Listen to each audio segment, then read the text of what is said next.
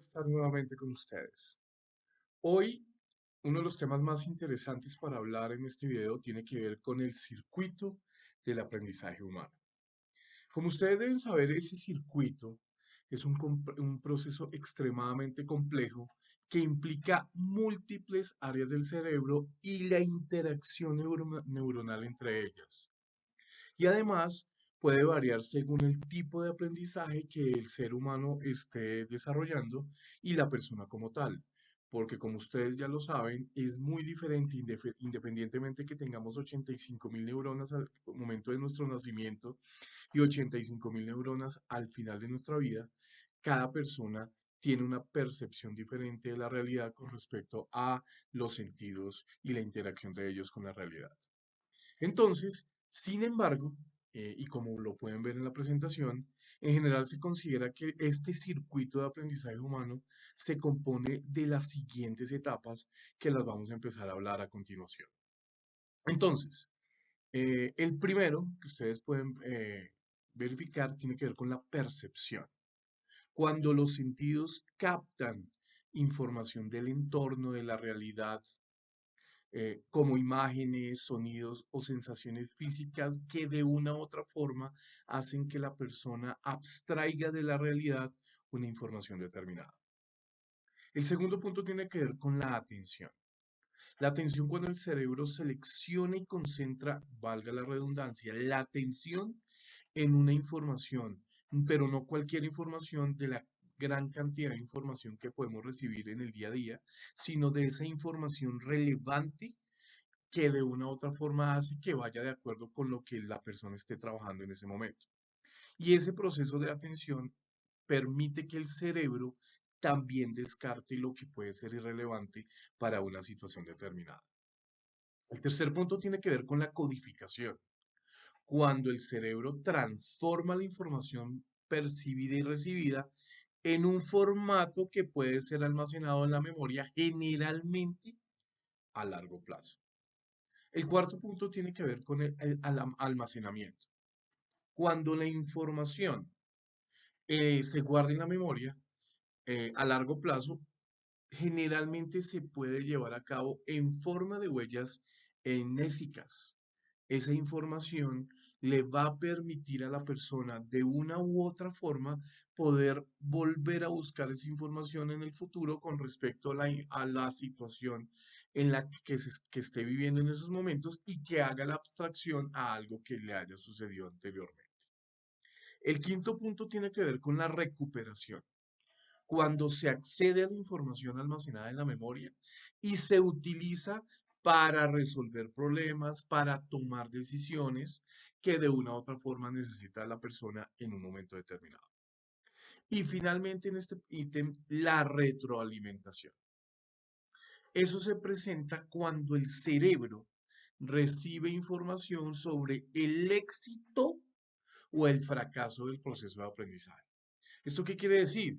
Pues que le va a permitir al ser humano con esta retroalimentación hacer ajustes a comportamientos, a percepciones y por ende al aprendizaje en consecuencia para que después pues vuelva y retome esa información en pos de que lo que hizo en un momento determinado lo pueda cambiar en pos de que las actividades tengan éxito. Entonces, en este momento, estas etapas de las que acabé de hablar, pueden no ser secuenciales, pueden interactuar en múltiples maneras, como ustedes lo pueden revisar en la presentación, a lo largo del tiempo. ¿Para qué? Para permitir la formación de nuevos conocimientos, nuevas habilidades, nuevos aprendizajes y nuevas concepciones. En definitiva, el círculo en este punto del aprendizaje humano es un proceso dinámico y complejo que involucra diferentes áreas cerebrales de las que ya hemos realizado en las diferentes sesiones de este módulo y que tienen lugar generalmente a lo largo de la vida de las personas con las que estamos interactuando. Asimismo, podemos en este momento definir o determinar que este circuito del aprendizaje humano es un proceso dinámico, dinámico. que le va a permitir al ser humano aprender. Asimismo, dentro de lo que hemos revisado en el módulo, hay un concepto muy importante que tiene que ver con la emoción. Ya sabemos que la emoción de una u otra forma es la que permite que el ser humano esté más involucrado en diferentes procesos de conocimiento y por ende que los procesos de aprendizaje se lleven a cabo de una mejor forma.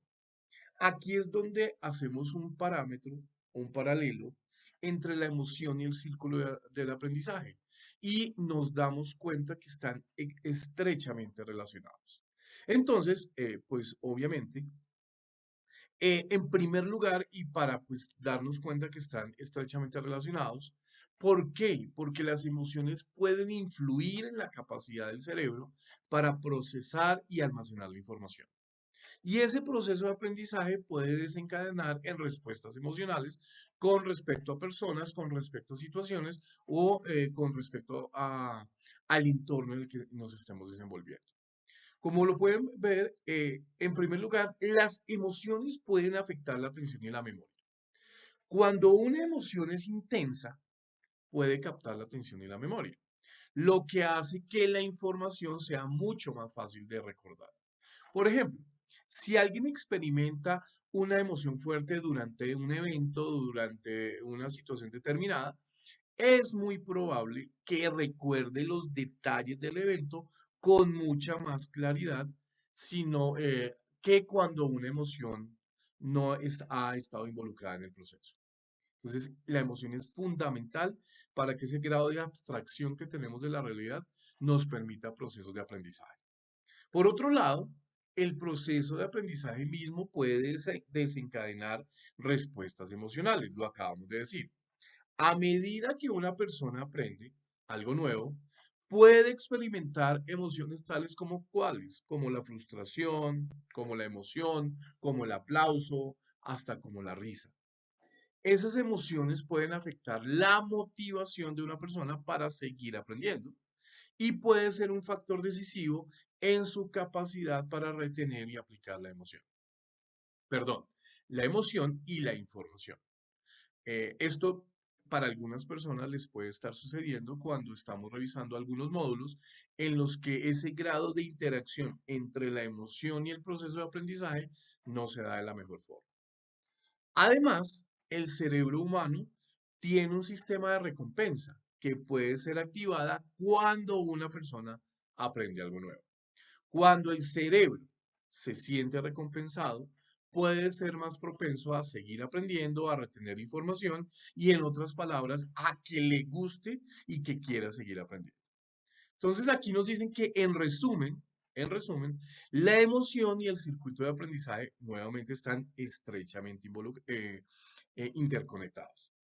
Las emociones pueden afectar la capacidad del cerebro para procesar y retener la información. Y como ya lo habíamos dicho con anterioridad, el proceso de aprendizaje en sí mismo puede desencadenar respuestas emocionales que pueden influir directamente en la motivación y en la capacidad de retener información, por ende, en el aprendizaje directo.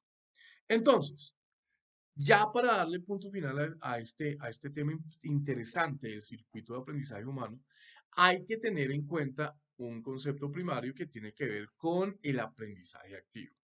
Y ahí vemos 7 o 6 ítems importantes para que lo tengamos en cuenta, pues para que se dé correctamente el proceso.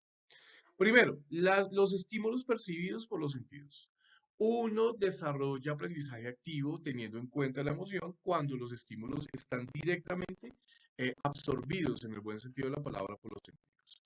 Segundo punto, los niveles de atención por la persona que recibe la información. Si yo no estoy motivado, si mis canales de atención no están directamente enfocados en la información que estoy recibiendo, posiblemente no las voy a aprender y en un futuro tendré que volver a repetirla para ver si de una u otra forma el aprendizaje se da. Tercero, los mecanismos de retención de la información en la memoria a corto y a largo plazo. ¿Cuáles son los mecanismos de retención que yo tengo? Que están directamente relacionados con, como lo dijimos con anterioridad, la motivación, pero sobre todo con la disposición que tengo al aprendizaje y al clic que ha tenido el instructor, el profesor o el tema con el proceso de aprendizaje. Cuarto punto tiene que ver con la generación de un nuevo conocimiento con la información capturada y almacenada. Si yo recibo una cantidad de información y no me permite aprender o no me permite, como lo dice ahí, aprender conocimiento, pues va a quedar en el limbo en el sentido estricto de la palabra. Siguiente ítem, el nivel de motivación que tiene el estudiante para convertir la información recibida en conocimiento adquirido. En otras palabras, si la información que recibe el estudiante no la tiene en cuenta o no ve en un futuro cómo la va a aplicar en su vida personal, en su vida familiar, en su vida sentimental y por ende en su vida laboral, pues posiblemente ese nivel de motivación va a ser cero. Y finalmente, la necesidad de comprender a nivel neurológico los procesos de aprendizaje. Fundamental en ese punto. Entonces, queridos compañeros, esto era lo que yo les quería comentar el día de hoy. Muchas gracias por su atención y no olviden que debemos siempre tener presente cómo aprendemos lo que aprendemos. Muchas gracias y hasta una nueva oportunidad.